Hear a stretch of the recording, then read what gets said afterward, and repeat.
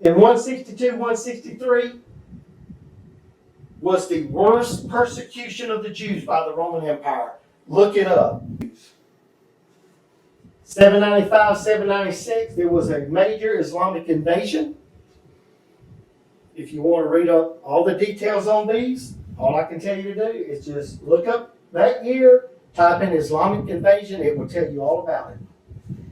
842 and 843 was another Islamic invasion. 860 and 861, another Islamic invasion. These things are happening, these tetrads, on Passover and Tabernacles, letting you know that these were warnings by God that terrible things are happening in the earth, dealing with his people. 1493, 1494. In May of 1492, the Jews were expelled from Spain, following that Spanish Inquisition. Columbus went sailing, trying to find a place for the Jewish people, trying to find a place for God's people. What did he find? He found America. Don't tell me God don't take care of his people. Okay. We jump over to 1949, 1950. What happened then? Okay. Israel's War of Independence began after the UN resolution. Okay. All right. So what happened was Israel, I'll tell you what, let me just back up a little and let me just hit these as we go through the years, okay? So we got good old Columbus finding America. Now, I'm going to have to back up just a little. Like I said, there's so much information on here. I'll tell you, it's just like a weaving of all stuff that's going on through here.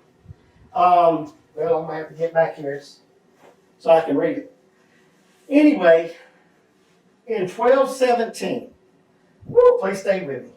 In 1217, a rabbi named Judah ben Samuel was given a prophecy before he died by Elijah. And Elijah gave him a prophecy of the final 10 Jubilees. Okay? The final 10 Jubilees. Now, he died February the 22nd of the year 1217.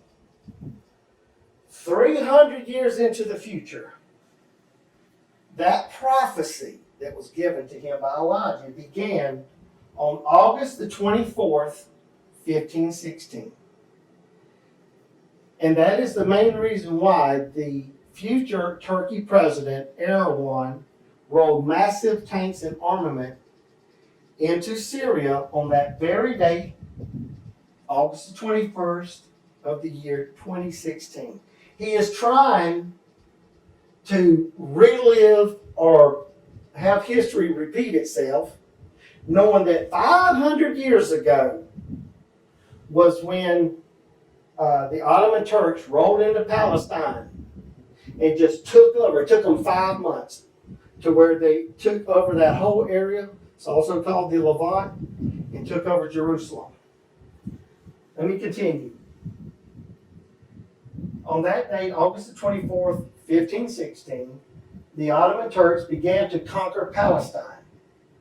January the 24th of 1517, 5 months later, after they began conquering Palestine, on that day, January the 24th of 1517, is when they actually overran and conquered Jerusalem. Now let me tell you, keep Jerusalem in your mind, because this whole prophecy deals with Jerusalem, not just the people of Israel, God's people, but the city of Jerusalem. Okay? That began, that date, January the 24th, 1517, began the counting of the prophecy of the 10 Jubilees. Okay? Which, right here, as we come forward, in the year 1897, the first Zionist Congress was held in Basel, Switzerland from August the 29th to August the 31st of 1897. It was convened and chaired by Theodore Herzl, the founder. Okay? Now, 400 years later, the prophecy states of Judah ben Samuel that the Ottoman Turks would be in control of Jerusalem for 8 jubilees, which is the Jubilee, the 7 sabbaticals, 7 times 7 is 49 years, the Jubilee, 1 extra, that's 50 years, okay? 400 years later, or the 8 jubilees, what happened? General Allenby of the British Army entered Jerusalem.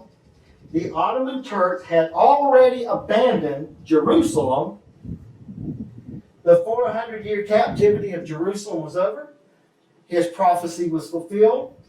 The first 8 jubilees were completed. That was on December the 11th of 1917, which was the 118th Jubilee since creation, and was the 8th of the 10 Jubilees of his prophecy. That's in 1917. So time rocks right along. Then in 1947, the United Nations Resolution number 181 was passed on November the 29th of 1947. The resolution recommended the creation of an independent Arab and an independent Jewish state, and a special international regime would take over and monitor the city of Jerusalem. Well, what happened? The Jews accepted it, and the Arabs rejected it. Jews said, hey, we can go for that. You're going to give us half the city? You're going to give us a place we can come to and live? We're all for it. Arabs didn't want nothing to do with it. So what happened? Right then, a war broke out. Right then. And that war waged on, I tell you, that war raged on from then until July the 20th of 1949. That war was called Israel's War of Independence. It began right after the UN resolution of 181. And like I said, that war was not over until July the 20th of 1949. And in 49 and 50, you had these blood moons. It was a war. Israel's War of Independence. But as that war was raging, on May the 14th, 1948, Israel became a nation in one day.